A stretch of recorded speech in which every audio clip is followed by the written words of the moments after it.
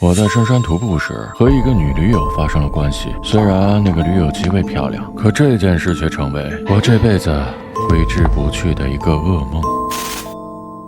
当时我们经历了6个多小时的山地徒步，精疲力尽，而领队却坚持要爬上山顶扎营。夜幕降临，我们才明白这是多么英明的决定。群山绵延，星河万里，在山顶仰望璀璨的夜空，浪漫至极。一天的疲惫在那一刻都值了。我们围成一圈，边唱边喝，仿佛一切烦恼都不存在于这世上。直到深夜，我们才各回了帐篷休息。而这时他来了，他悄悄拉开我的帐篷，一阵幽迷的香味立刻弥散在狭小的空间里。他一定是刚喷了香水，长途跋涉一天，身上不可能还留有香味的。睡了吗？他坐在我身边问我，原本模糊的睡意荡然无存。坐起来看着他清瘦的脸庞，精致的五官，显得既青春又神秘。想来一次吗？见我很久没有反应，他又问道：来一次什么？我心跳不已，潜意识里知道他想做什么，但我不敢往那方面想。他摇了摇头发，空气突然变得温柔起来。再犹豫就没机会了。不好吧，帐篷离得那么近，我不能否认，这一刻我心痒难耐。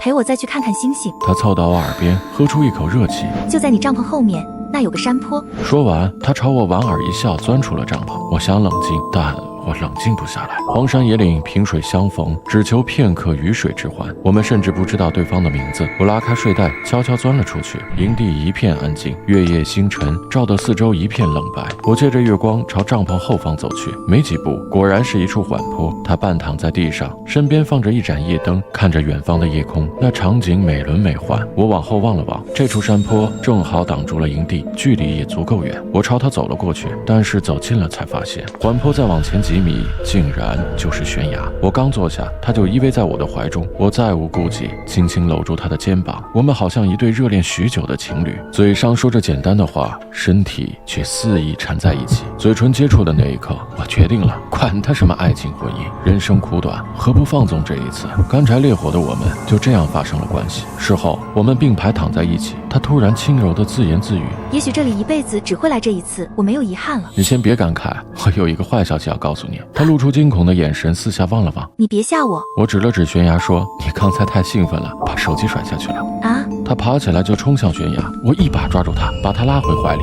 太危险了，等天亮了我再陪你去找吧。他失望地看了我一眼，耸耸肩表示无奈。没手机我可麻烦了。没手机不是还有我吗？他穿好衣服站了起来，看了我一眼，态度突然冷了下来。玩玩而已，用不着你负什么责。清晨，领队叫醒了大家，他举起手，气生生地说，昨晚夜里方便时把手机掉下山崖了，想绕下山去找一下。他刚说完，领队就皱起了眉头。好在地陪说绕下去倒是不难走，他愿意带路走一趟。其他人继续跟领队往前走，我们在下一个村子汇合即可。我一听，连忙主动请缨，表示愿意和地陪一起，这样2男1女也方便照应。当时他看了我一眼，那表情既不像感激，也不像怨恨，总之很复杂。不过她的脸和身材真是没得说，在这荒郊野岭，清新脱俗的像个仙女。我们一边下山，一边听地陪说着本地的故事，不知不觉就抵达了山崖的正下方。意外的是，原以为找到机会渺茫的手机，竟然就躺在我们面前，机身弯曲，屏幕稀碎，泡在水里。我捡起手机递给他，他反复按了又按，手机毫无反应。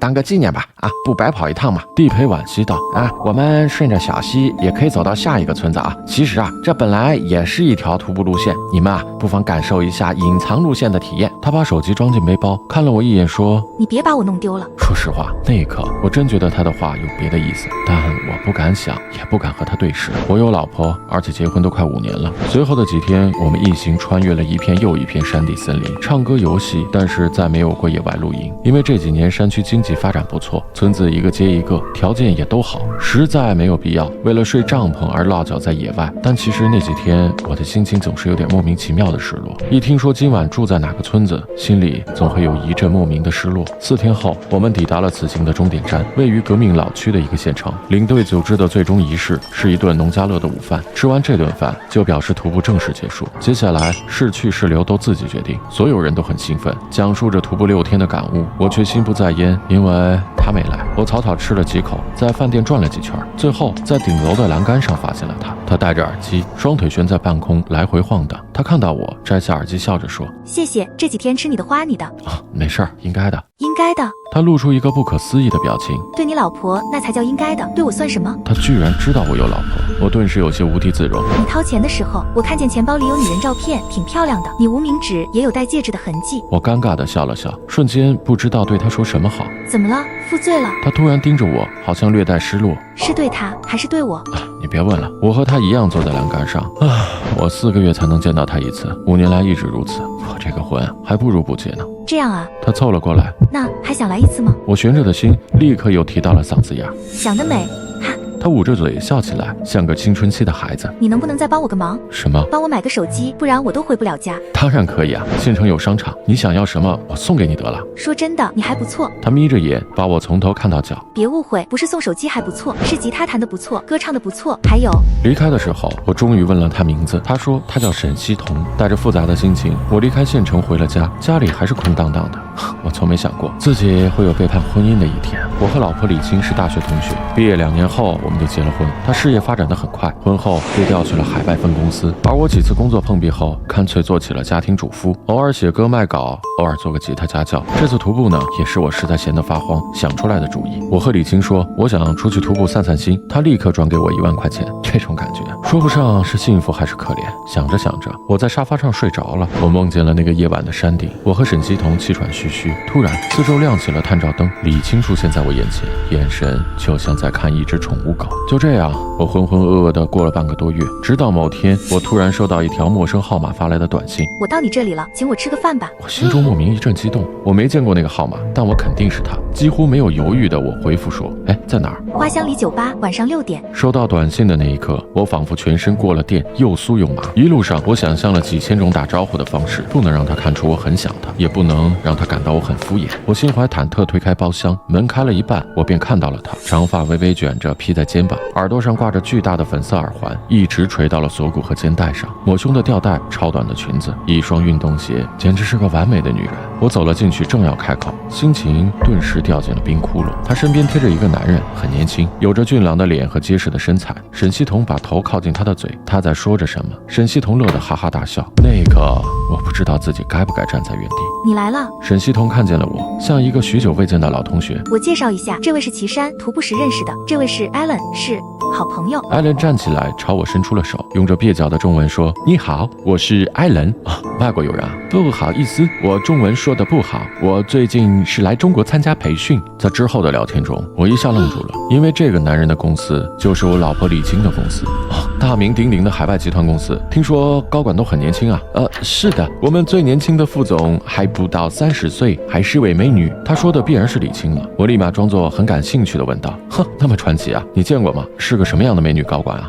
美是她最不重要的优点，李总是我见过最完美的职场女性，她专业、敬业、谦卑，对谁都很真诚。我滋滋赞叹，心里却像打翻了5味瓶。李青完美我知道，但从另一个男人口中说出她完美，还在我偷偷背叛了她的时候，我很不是滋味。还有几个朋友没来，你先坐。沈西彤朝角落指了指，便又回去和艾伦贴在一起，两个人手牵着手，大腿也贴着，说话时嘴巴几乎碰在一起。我觉得自己很可笑，对一个一夜激情的人念念不忘，而对方压根没当回事儿。既然如此，他为何要叫我过来当个摆设呢？我坐着发呆，神情恍惚，不知什么时候，沈西彤竟然坐在了我身边。想我吗？他又在我耳边喝了口气。我瞥了眼艾伦，他自顾自玩着手机，仿佛一点儿也不在意。难道今天被沈西彤叫过来的人，都是曾和他有过激情的玩物？说话，想我吗？他不怀好意地盯着我笑。想你的人怕是不缺我一个吧？吃醋了？对，吃醋了。既然你有新欢了，干嘛叫我来呢？你想知道？沈西彤从桌上拿了瓶啤酒，你把这个喝了，我带你去个好地方。我接过啤酒，一饮而尽。好厉害！沈西彤突然在我脸上亲了一口，拉着我就出门上了2楼。2楼是 KTV， 这个点还不是唱歌的时候，一层黑漆漆的，没什么歌声。沈西彤拉着我穿过通道，一直走到最深处，推开一间包厢。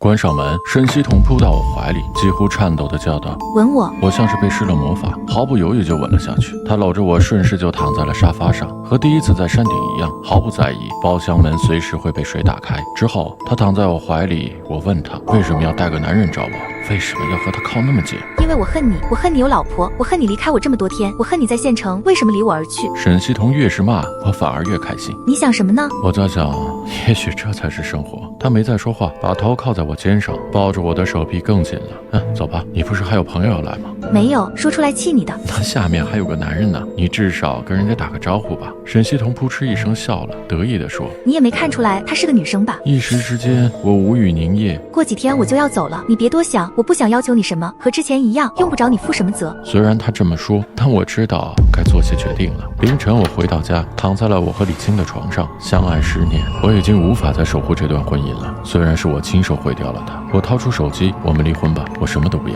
没想到李青立刻就打来了电话，我看看时间，已经是凌晨2点。平日里他11点就睡觉，也许是我吵醒了他。面对李青的质问，我无言以对，他也没有多说什么。沉默了一会儿，说他最快5天后回国。他总是那么冷静，不管遇到什么，他永远都是一副高高在上、无所谓的样子。半梦半醒，睁开眼已经是第2天下午。打开手机，李青并没有在电话之后给我发来什么消息，没有关心询问，也没有责备辱骂，反而沈西彤说了很多，一夜长长短短，最后一句是我想见你。我把家的地址发了过去，不到半小时，沈西彤就来了。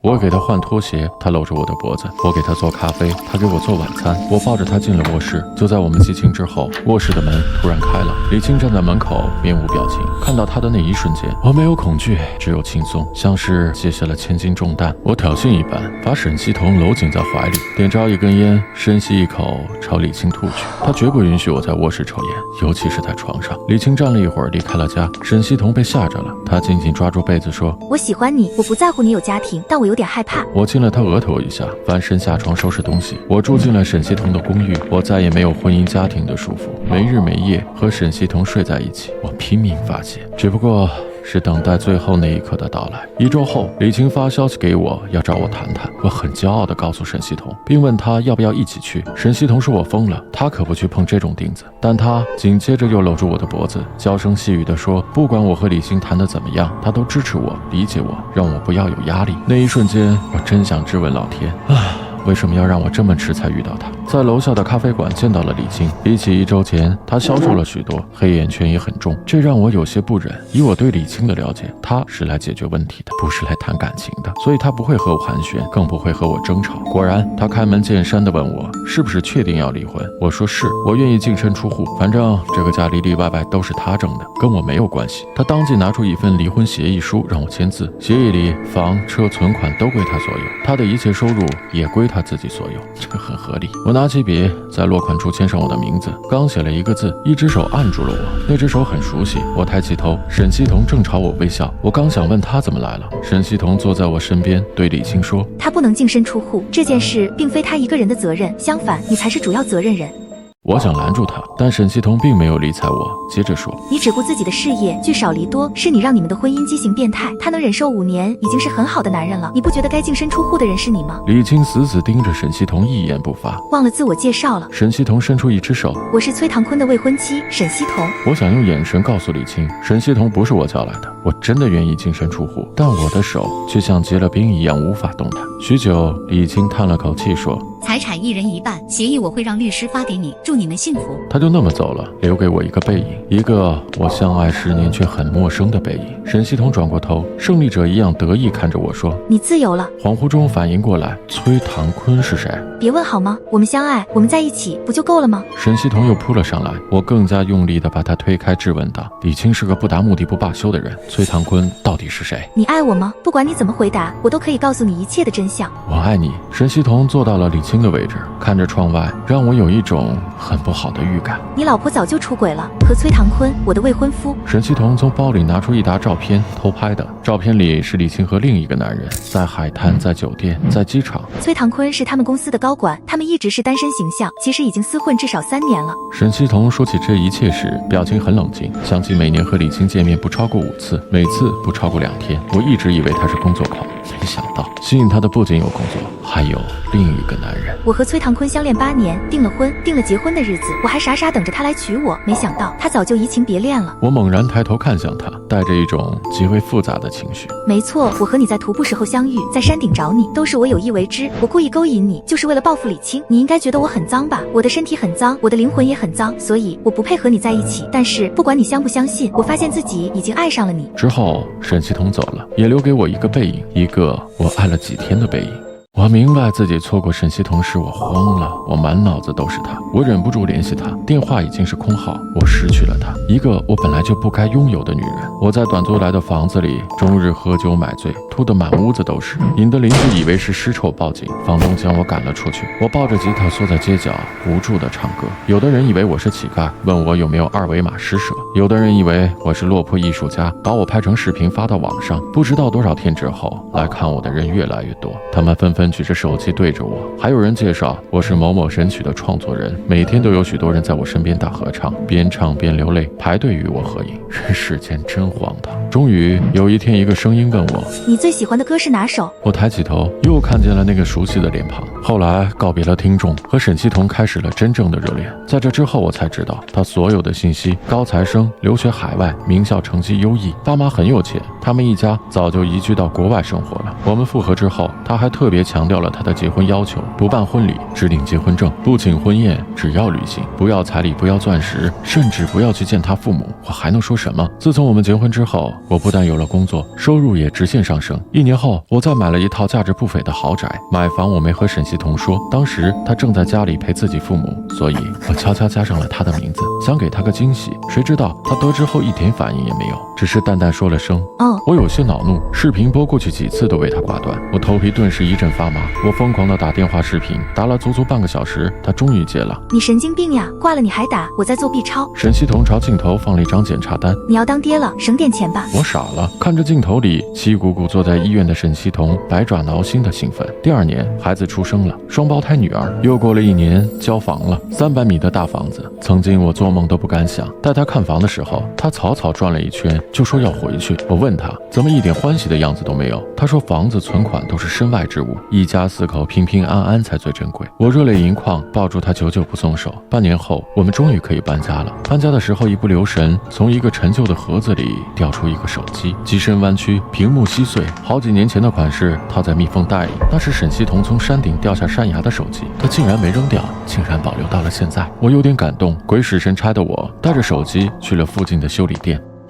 也许我可以修好它，这是我们相识相爱的见证。我跑了好几家修理店，师傅一看手机摔成这个样子，都拼命摇头。最终只有一个年轻师傅愿意尝试一下，但不保证能修好。我说只要它能开机就行，不需要恢复原状，甚至可以不像个手机。师傅翻来覆去检查了一遍，说可以试试，把电池装在外面。机身扭曲的太严重了，电池根本装不进去。捣鼓了1个小时，手机竟然亮了。映入眼帘是一条短信：录下和他上床的证据，30万立刻转到你海外账户上。我掏了1000块钱，神魂颠倒回到了新房。手机虽然款式老，但里面很干净，只有几条短信和一段视频。机票钱、手机还有他的资料都给你准备好了。回国后你想办法偶遇他，让他出轨。事成后给你30万，一切了结后再给剩下的30万。进展如何？驴友团的信息发给你了，尽快加入，晚上露营，好好把握机会。短信到这里就没有了。看到发短信的号码，我呆坐在地板上。难怪他一定要下山去找一个希望渺茫的手机。往日的点点滴滴在我脑中慢慢拼在一起。李青既然有了新欢，以他强势的地位，为什么3年都不提离婚？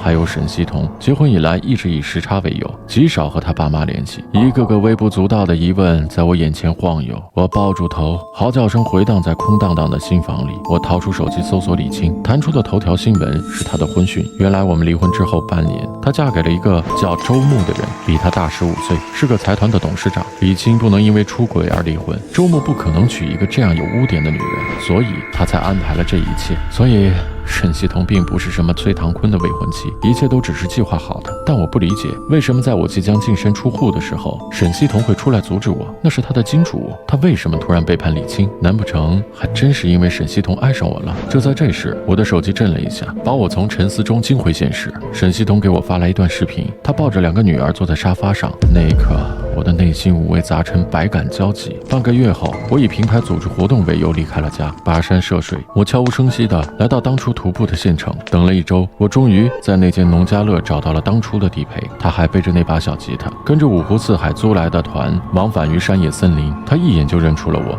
乐呵呵地叫我说：“嘿，我跟过那么多团，就你弹琴弹得最好，唱歌也唱得最好。哎，看来你现在过得挺幸福的呀。”不知道为什么，在他说出这些话的时候，我那纠结的心突然又释放了。哪有这么多如果和为什么呀？也许所拥有的现在才是可能的最好结局吧。